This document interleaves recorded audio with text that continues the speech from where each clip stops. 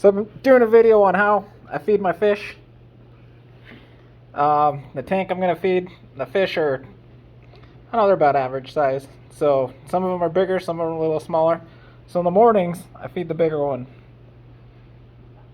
Because it's a little easier for the big ones to get. It's harder for the little ones to get. In the evening, I do this one. So hold on, let me open the tank. Okay, the first thing I do is I open all the lids on the tank. Because there's so many fish in this tank.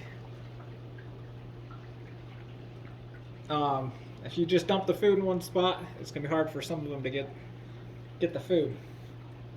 So I take a pinch and I sprinkle it across the top. I put enough in there that the fish can get it, but it can't hit the bottom because I don't want it going into my substrate. And feeding these littler pellets with larger fish, it'll happen because it's not as easy for them to find. That's why I feed 2 different size pellets to this. If you feed your fish too big of pellets, a lot of the food gets wasted because while they're chewing them and munching on them, they're breaking to pieces. You'll see it coming out their gills, and nothing will ever eat the flakes. So the right size pellet is important because then they can just swallow it basically. They actually get the nutrition instead of just going into your substrate and your filters. But I don't measure, I just give them food until it looks like everybody's got a mouthful.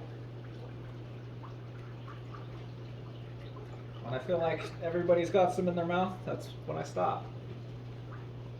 But yeah, I've never measured out food, ever.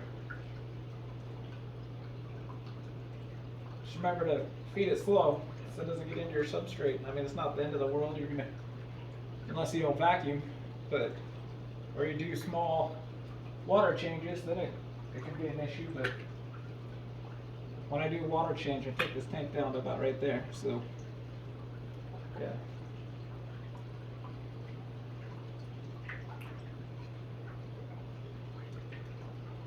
That's it.